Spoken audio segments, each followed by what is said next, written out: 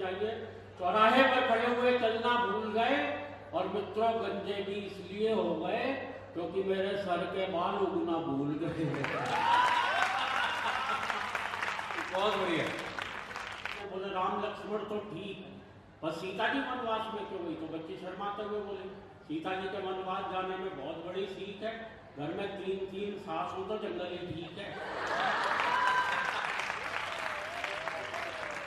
हरियाणा की उन बेटियों को, मेरे सामने हरियाणा की बेटियां बैठी हैं, इन सबको प्रणाम करता हूं जिन्होंने भारत का मान पूरी दुनिया में बढ़ाया है।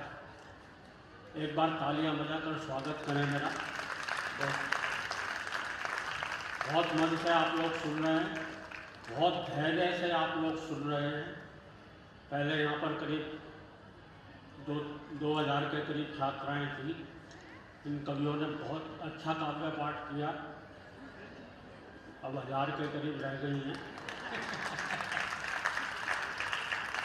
इनको वापस भेजने की जिम्मेदारी मुझे सौंपी गई है। बहुत बड़े मन से सुन रहे हैं। एक हर जगह कवियों को इतने अच्छे ढंग से नहीं सुना जाता। ये तो आपने इतना अच्छा अनुशासन इन्हें दिया है, वरना कहीं कहीं तो ऐसे हमें उखाड़ने वाले लोग मिलते हैं। कवि अपनी कविता की एक लाइन पढ़ता है, सुनने वाले इतने उस्ताद दूसरी लाइन अपनी तरफ से। बिल्कुल सच्चा किस्सा बता रहा हूँ। दिल्ली में मेरे पड़ोस में कवि सम्मेलन चल रहा था। एक नए कवि आए, आते ही उन्होंने कविता की एक लाइन पढ़ी, बोले मेरी मम्मी ने कुत्ते का एक पिल्ला पाला। कभी श्रोताओं में से खड़ा हुआ, बोले और उसे मंच पर छोड़ दिया। धन्यवाद। ये तालियां बजाने वाली बात नहीं थी, हाँ, क्योंकि ये कविता मैंने नहीं सुनाई थी, किसी और ही कवि ने सुनाई थी। पर इस तरह की दिक्कतें आती रहती। हमारे गीतकार गीत पढ़ने खड़े हुए, धरा बेच देंगे, गगन बेच देंगे। तभी एक खड़ा हो गया, बोले भैया ये बता दे फिर कहाँ रहेंगे? सारी चीजें बेच दो। और अभी तो मैं दिनेश भाई पिछले दिनों जेल में गया, आप इसका गलत अर्थ ना निकालें। वहाँ कवि सम्मेलन था, जेलर महोदय ने कवि सम्मेलन करवाया था और ये सोच के करवाया था कि शायद कैदियों की सजा में थोड़ी बहुत कमी रह गई है। बोले इसलिए ने सबको कविताएं सुनवाई। अच्छा, नीचे सारे कैदी बैठे हुए थे, लाइन लगाए हुए। एक कवि आए, वीर रस के थे, बड़ी जोर से चीखते हुए बोले आदमी यूं हालातों में जकड़ा ना जाता, आदमी यूं हालातों में जकड़ा ना जाता। नीचे एक चोर कैदी बैठा था, बोला भैया कुत्ते की पूंछ न दबती तो मैं पकड़ा ना जाता।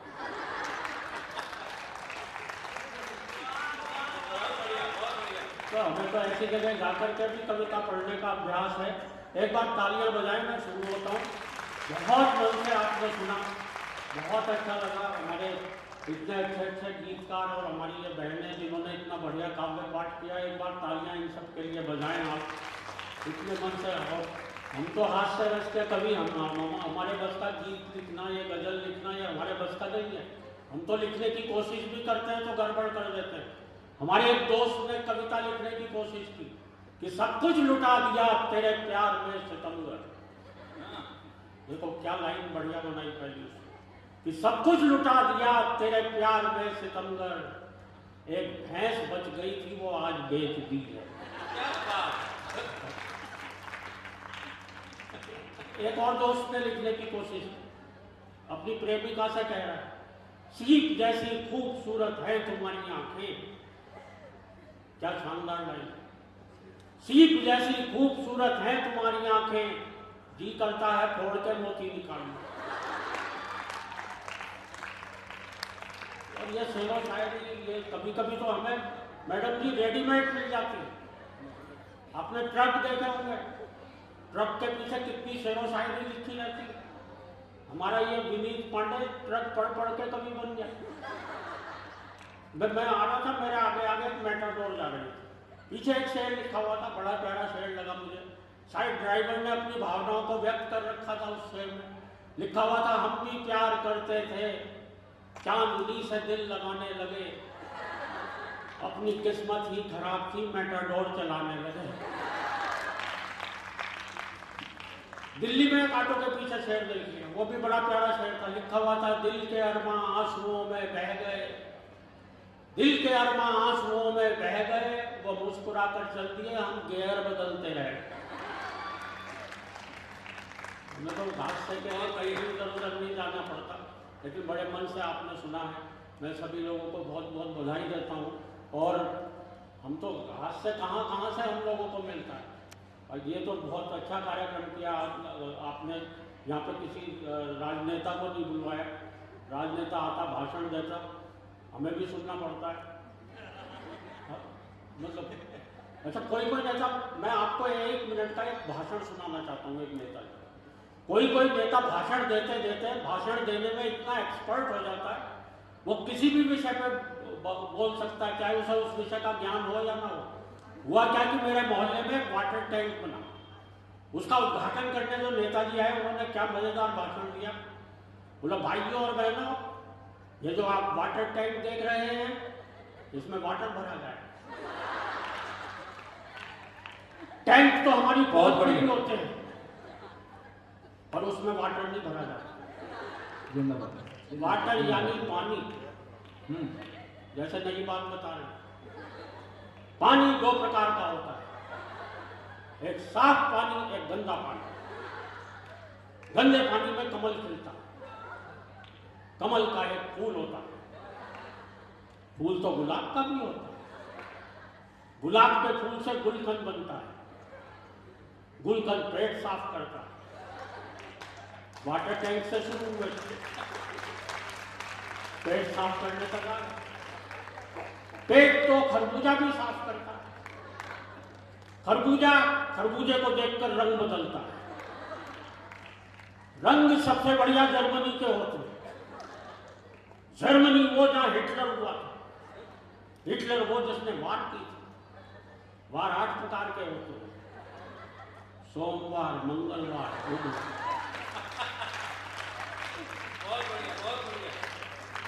वार 8 प्रकार के होते हैं, सोमवार, मंगलवार, बुधवार, बृहस्पतिवार, शुक्रवार, शनिवार, रविवार और वर्ल्डवार। वर्ल्ड यानी दुनिया।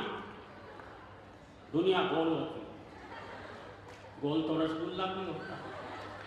रसगुल्ला खाने से प्यास लगती है, प्यास को पानी बुझाता है, पानी को अंग्रेजी में वाटर कहते हैं, और उसी के लिए वाटर टैंक बनाया गया।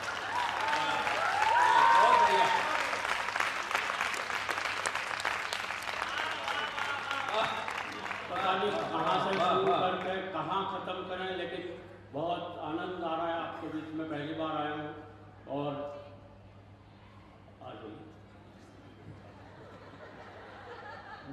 वो कोई भी सामने से आता, मैं घबरा जाता हूँ। एक जगह मैं कविता पढ़ने खड़ा हुआ, सामने से एक आदमी लठ लेके आ, मैंने उससे कहा, भाई साहब बैठ जाऊँ क्या? बोले, नहीं आप तो पढ़ो, आप तो हमारे मेहमान हो। मैं तो उसे ढूंढ रहा हूँ, इसने आपको बुलवाया है।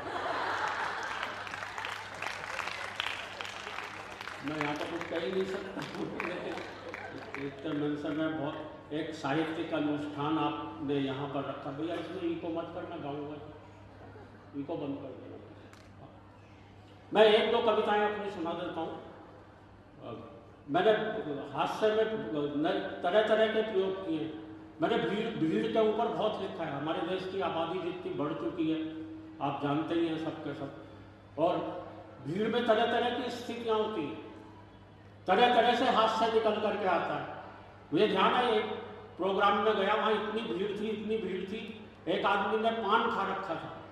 अपने बगल वाले से बोला, यार मुंह में पान की पीक है, कहाँ थूकूं? बगल वाला बोला, किसी की जेब में थूक दे। उसने कहा, नहीं यार उसे पता चल जाएगा। बगल वाला बोला, जब मैंने तेरी जेब में थूका था तो तुझे पता चला था। तरह तरह की स्थितियाँ होती हैं। अच्छा, दिल्ली, बम्बई, कलकत्ता, इतने महानगर हो चुके हैं, इतनी आबादी बढ़ चुकी है। मुझे तो एक घटना ध्यान आ रही है। एक गांव का कुत्ता पहली बार बम्बई गया, तो बम्बई वाला कुत्ता उसे स्टेशन पर रिसीव करने है। गांव वाले कुत्ते ने खुशी खुशी बम्बई वाले कुत्ते की तरफ देखा, खुशी खुशी पूंछ हिलाई। मुंबई वाले ने भी हिलाई पर इधर उधर नहीं हिला के ऊपर नीचे। गांव वाला कुत्ता बोला कि तू मुंबई क्या आ गया, तू तो कुत्तों के सारे रीति रिवाज भूल चुका है, पूंछ ऊपर नीचे हिलाई जाती है। तो मुंबई वाले कुत्ते ने जो जवाब दिया उस पर आपकी तालियां उठनी चाहिए। मुंबई वाला कुत्ता बोला बेटा एक हफ्ता तू भी यहाँ पे रह जा, तू भी ऐसे ही पूंछ हिलाने लगेगा, यहाँ इतनी जगह ही कहाँ है जो पूंछ यूं हिलाई जा सके।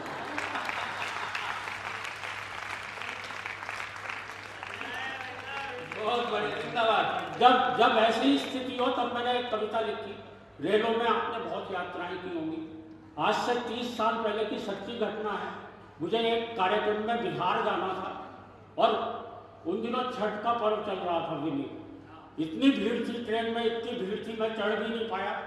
बाद में फ्लाइट से मैं पहुंचा, लेकिन उस भीड़ की कल्पना करते ही मैं हिल गया। मैंने एक कविता लिखी। एक भीड़ भरी रेल में मैं चढ़ाऊँ, एक शुद्ध हास्य रस की कविता है। एक बार तालियां बजाकर मन में सीधे सीधे कविता से आपको जोड़ता हूँ कि एक दिन हम भारी भीड़ भरी भारतीय रेल में चढ़े क्या चढ़ाए गए, कई कंधों पर धरकर भीतर सरकाए। भीड़ का ये हाल था, मत पूछिए कमाल था। फर्श पर भी आदमी थे, सीट पर भी आदमी थे, बर्थ पर भी आदमी थे, और तो छत पर भी आदमी थे। वो तो रेल वालों ने इससे ऊपर कोई जगह ही नहीं बनाई, वरना आदमी वहां भी होते भाई। कौन जाने किस पर पड़ा था, आदमी से आदमी सटा खड़ा था। सब एक साथ सांस ले रहे थे, एक साथ सांस छोड़ रहे थे। जो भी सांस लेने में जरा गड़बड़ा जाता था उसे फौरन एक धक्का लगता। बहुत बढ़िया। और हमारे आगे वाला व्यक्ति तो शायद गैस का मरीज था और पता नहीं क्या खा के आया कि सारे वातावरण में भारी प्रदूषण फैलाया। हमसे वहां खड़ा ही नहीं हुआ जाता था, क्योंकि हर 15 मिनट बाद एक भोपाली गैस कांड हो जाता। भैया उनको बंद कर दे। हमारे बगल वाली महिला का बच्चा रो रहा था, पीठ हमारी थपथपाई जा रही थी और इतनी जोर जोर से थपथपाई जा रही थी कि हमें भी रुलाई जा रही थी। एक व्यक्ति ऊपर बैठा हुआ मूंगफली चबा रहा था और छिलके धीरे धीरे हमारे कान को कूड़ेदान समझते उसमें सरका। मूंगफली तक तो मैं चुप था भाई, पर जैसे ही उसने सिगरेट सुलगाई, अच्छा, मैंने अपना सनमासक फौरन हटा लिया। भाई कहीं एक्सप्रेस समझ के ना दिखा से तालियां बजाते हैं आप। बहुत बढ़िया, बहुत बढ़िया। हमारे पीछे वाले व्यक्ति ने साइड न्यूटन का गुरुत्वाकर्षण का सिद्धांत ही नहीं पढ़ा था, इसलिए अपना पूरा का पूरा संदूक अपने सिर पर ही लिए खड़ा। हमारे बगल वाले दूसरे व्यक्ति ने साइड न्यूटन को कुछ ज्यादा पढ़ रखा था, इसलिए आधा संदूक हमारे कंधे पर रखा। रेल में भीड़ इस कदर थी भाई कि हाथ को मुंह तक भी नहीं देता था दिखाई। मुझे तो तब बड़ी हंसी आई जब एक व्यक्ति ने अपनी बीड़ी मेरे मुंह में लग दी। बहुत बढ़िया, जिंदाबाद, जिंदाबाद। पहले कस का धुआं मैंने उड़ाया, दूसरे कस का धुआं किसी और ने उड़ाया। उस व्यक्ति का जलता रहा बहुत जी, क्योंकि उसकी सारी की सारी बीड़ी और नहीं थी। ने तो हद ही कर दी जब उसने अपने बच्चे की दूध की बोतल ही मेरे मुंह में दी। एक व्यक्ति ऊपर सामान रखने की जगह पर ही सो रहा था, राम जाने कैसे सपनों में खो रहा था। हर 2-4 मिनट बाद अपना हाथ नीचे गिरा देता था और बड़े प्यार से हमारे गंदे सिर पर फिरा देता था। एक व्यक्ति लेटी बैठी खड़ी आड़ी तिरछी पड़ी समस्त मानवीय बाधाओं को। और शब्द का चमत्कार देखना, जो शब्द यहाँ इस मंच से बोलना वर्जित है उसको बोला भी नहीं जाता, लेकिन शब्द क्या क्या अर्थ लेकर के आता है। एक व्यक्ति लेटी बैठी खड़ी आड़ी तिरछी पड़ी समस्त मानवीय बाधाओं को बड़ी वीरता से पार करता हुआ आ रहा था, क्योंकि उसे आ रहा था।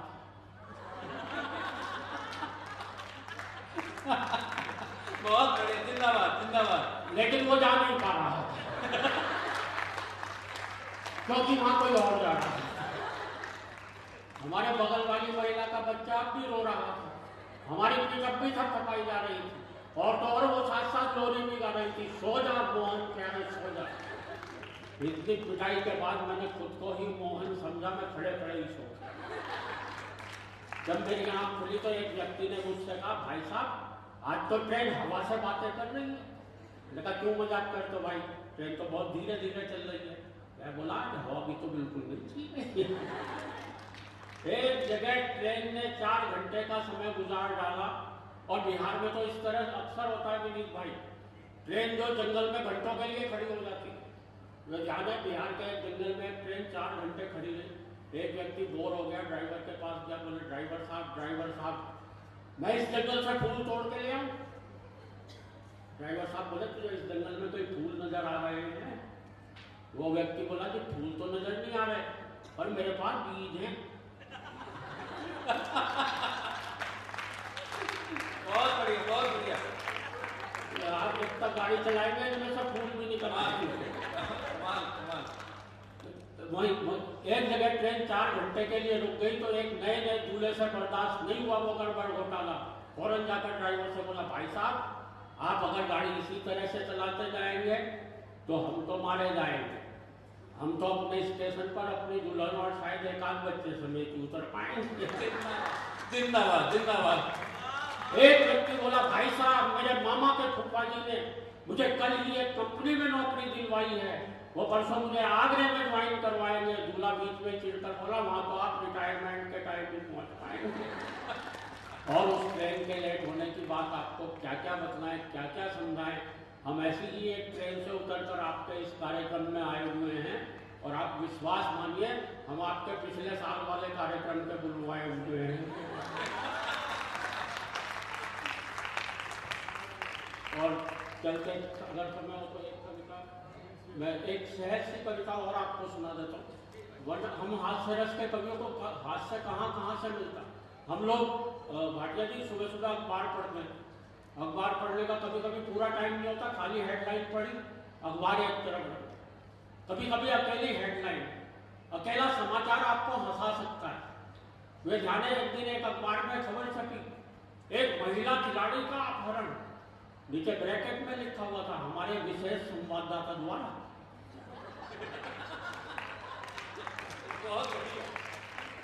अकेली खबर आपको हंसा देगी। ज्यादा जल्दबाजी में हो, 2 खबरों को मिलाकर पढ़ लें तो भी एक नई बात निकल करके आती है। मुझे ध्यान है एक दिन एक अखबार में खबर छपी कि कई नेताओं को एयरलाइंस के खाने से शिकायत। इस खबर में कोई ऐसी खास बात नहीं थी, लेकिन बगल में एक बड़ी मजेदार खबर छपी हुई थी। दोनों को मिलाकर पढ़ा, बहुत देर तक हंसा कि कई नेताओं को एयरलाइंस के खाने से शिकायत, भारत हालैंड से गोबर का आयात करेगा।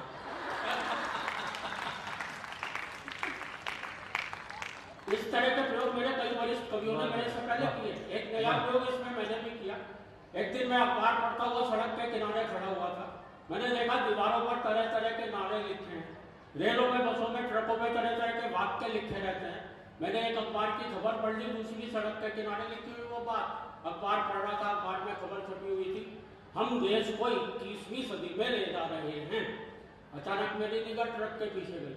बहुत बढ़िया बात मिली, बात आप तक पहुंचे तो आपकी तालियां उठनी चाहिए। हम देश को 21वीं सदी में ले जा रहे हैं, गति सीमा 40। बहुत बढ़िया, कमाल कमाल। हम सन 2000 ईस्वी में 1 अरब हो गए, ठहरिए आगे खतरनाक मोड़ है।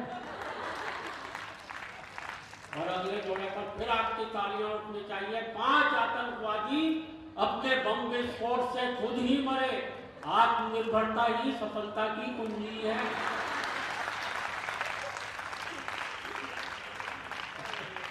और बिल्कुल सच्ची घटना, प्रधानमंत्री चीन यात्रा पर रवाना, जेब कतरों से सावधान। और ये कल्पना है, हालांकि हो सकता किसी दिन होता।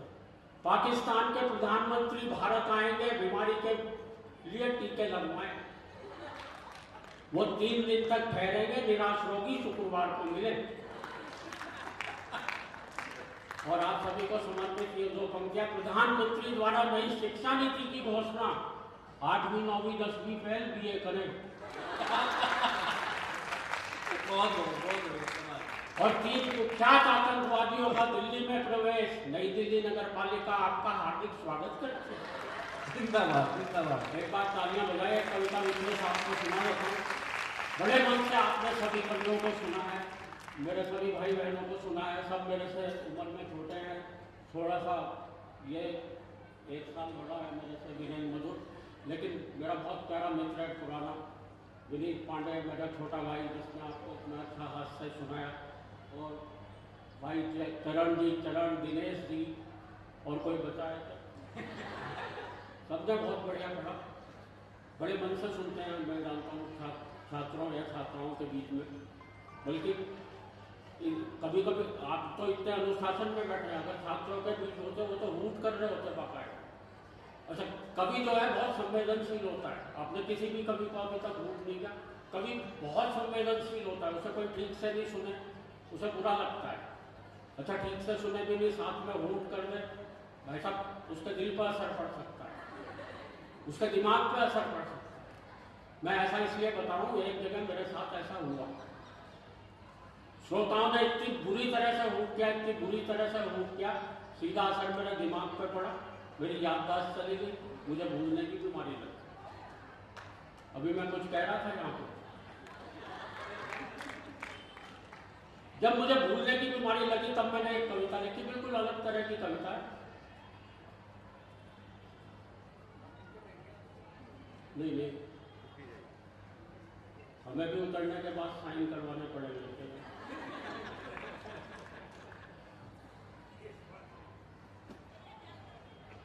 एक बार ताली बजा के कविता शुरू कर। बच्ची है बल्कि मेरी बेटियां भी आप लोगों से थोड़ी बड़ी होगी, इसलिए बड़ा अच्छा लग रहा है आपके भी।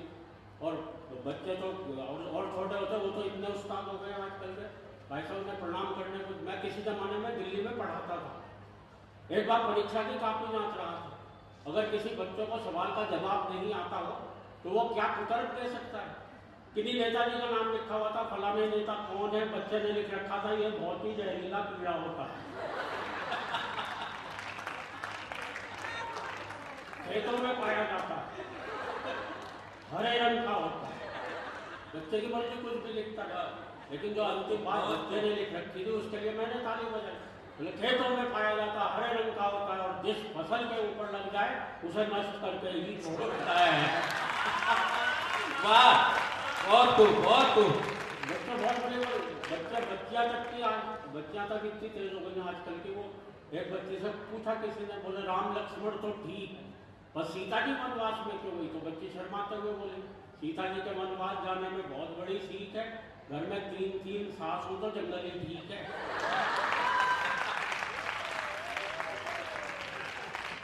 इसलिए बच्चों को कुछ कह नहीं सकते। मैं सीधे सीधे वो भूलने वाली कविता आपको सुनाने जा रहा हूँ कि एक कवि सम्मेलन में श्रोताओं ने इस कदर हूट कर डाला कि हादसे से मेरी यादों पर निकल गया दिवाला।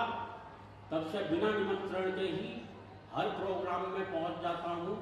हालत इतनी खराब है, जहाँ भी पंडाल लगा दिखता है कवि सम्मेलन समझ कर दूसरा। क्या बात है, क्या बात है। हालत इतनी खराब है, जहाँ पे पंडाल लगा दिखता है कवि सम्मेलन समझ कर भूल जाता हूँ। कभी तो अपने स्कूल जाकर बच्चों को कविताएं सुनाने लगता हूँ, कभी मंच से ही श्रोताओं को हिस्ट्री पढ़ाने लगता हूँ। एक बार तो मैंने गजब बड़ा कर दिया, जो श्रोता लेट आए थे मैंने उन्हें कुर्सी पर ही खड़ा कर दिया। अपने बिगड़े हालात का ज्यादा बयान क्या करना है, मुझे ये भी ध्यान नहीं रह पाता कितनी देर पढ़ना है। एक जगह तो मैं पढ़ता गया आदरणीय भाटिया जी, पढ़ता गया 1 घंटा 1.5 घंटा, श्रोता बोर हो गए। मैंने बाद में सबसे माफ़ी मांगी, मैंने कहा माफ़ करना दोस्तों, आज मेरे हाथ में घड़ी नहीं थी। एक श्रोता खड़ा होकर बोला पीछे कैलेंडर लगा हुआ था, वही देख लेता। तालियां बजानी है तो बजा दी। बहुत जिंदाबाद। मुझे ये भी ध्यान नहीं रह पाता कितनी देर पढ़ना है, बात हो गई है काबिल गौर की, मुझे ये भी ध्यान नहीं रह पाता अपनी ही पढ़ रहा हूँ या किसी और की। पूरे दिमाग में हेरा फेरी है कि जब कोई और पढ़ता है और जमता है तो लगता है यार ये कविता तो मेरी है। एक जगह मैंने जेब से कागज निकाल के पढ़ना शुरू किया, 5 किलो आटा, आधा किलो नमक टाटा, 6 लाइफ बॉय, 250 ग्राम चाय। एक श्रोता खड़ा हो गया करके हाय, बोले हद हो गई है, डिसिप्लिन के अनुशासन की कविता सुना रहा है, लिस्ट अपने घर के राशन की। और अगली पंक्ति में आपकी तालियां उठनी चाहिए। दूसरा श्रोता बोला इसे ही सुनाए जाओ। वाह वाह, इरशाद इरशाद। घर पर और क्या क्या ले जाना हम सब भी कर लेंगे यार। क्या बात है। वैसे मियाँ आप किस जेब में है, ऐसी एक कविता तो हम सबकी जेब में है। घर वाले भी मुझसे कुछ नहीं कहते हैं, क्योंकि मैंने एक दिन अपनी पत्नी से पूछ लिया था ये घर में महेंद्र अजनबी कौन है जिसके रोज रोज फोन आते रहते हैं। दाढ़ी बनाने के बाद एक बार तो और भी गजब कर दिया, जब मैंने अपनी पत्नी से पूछा ये आईने में आदमी कौन था जिसकी मैं इतनी बढ़िया सेव कर गया। रात को सोते समय और भी लफड़े में रहता हूँ। मेरा कुत्ता तो आराम से बिस्तर पर सोता है, मैं पलंग के नीचे कूकू करता है। वाह, कुछ समझ नहीं पाता हूँ, पत्नी पुचकारते हुए उसे बुलाती है, 2 मिलाते हुए मैं पहुंच जाता हूँ। कुर्सी का ऐसा प्रमाण देता हूँ, वो रोटी उसे डालती है, पहले मैं लपक लेता हूँ। सवाल खड़े हो गए हैं रोज मुझे यही पता नहीं लगता है भूलने की बीमारी मेरे कुत्ते को लगी है या मुझे। और मित्रों, भूलने का आलम यह है, तेल हाथ में लिया सर पे मलना भूल गए, कुर्सी पर बैठे तो उठना भूल गए, चौराहे पर खड़े हुए तो चलना भूल गए जी। और भूलने को बहुत नई बात कहने जा रहा हूँ, आप सबकी तालियां फिर उठनी चाहिए। चौराहे पर खड़े हुए चलना भूल गए, और मित्रों गंजे भी इसलिए हो गए क्योंकि मेरे सर के बाल उगना भूल गए। बहुत बढ़िया। पत्नी बोली एक बार मेरे घरदार हेल्प करा दो, गीले कपड़े ऊपर फैला दो। ऊपर जाते ही दिमाग भटक गया, मैंने कपड़े तो चारपाई पर पट के खुद तार पर लटक गया। टूट गई टांग, डॉक्टर आया, प्लस्तर चढ़ाया। डॉक्टर भी था होशियार, भुलक्कड़ों का सरदार, गजब ही ढा दिया। टूटी दाई टांग की प्लस्तर बाई पर। और भूलने पर इससे बड़ी बात कोई कह नहीं सकता जो मैं कहने जा रहा हूं।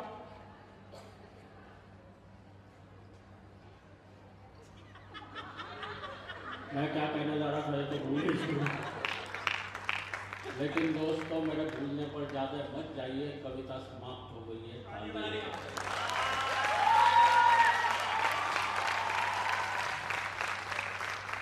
लेकिन मित्रों, कविता तो शुरू होती है अब। मैं ही नहीं, ये सारे कवि, आप और हम सब न जाने किन ख्यालों में झूले हुए हैं। हम सभी कुछ न कुछ भूले हुए हैं। वाह वाह वाह वाह। हम सब न जाने किन ख्यालों में झूले हुए हैं। हम सभी कुछ न कुछ भूले हुए हैं। हम भूल गए हैं आपस का प्यार, हम भूल गए हैं मेहमान का सत्कार। आए दिन टूटने वाले घर बार, हम भूल गए हैं संयुक्त परिवार। और बता रहा हूँ आपको, घर घर का संताप। पत्नी आते ही लोग भूल जाते हैं माँ बाप, लोग भूल जाते हैं किसी का एहसान, लोग भूल जाते हैं अपना दिलो ईमान, लोग भूल जाते हैं बीमार माँ की दवा। हम सब भूल चुके गाँव की ताजा हवा। और हाय टीवी की ऐसी रवानी, बच्चे सब भूल चले दादी नानी की कहानी। जिंदाबाद जिंदाबाद जिंदाबाद। हाय टीवी की ऐसी रवानी, बच्चे सब भूल चले दादी नानी की कहानी। राजनीति के हो चले खौफनाक इरादे, नेता जीतते ही भूल गए अपने किए वादे। नफरत का चढ़ चुका ऐसा जुनून है, हम सब भूल गए कि सबका एक जैसा खून है। और दोस्तों, कहने को अब कुछ भी नहीं है शेष। फूलों की इस फूल बुलैया में हम सब भूलते जा रहे हैं अपना देश, भूलते जा रहे हैं।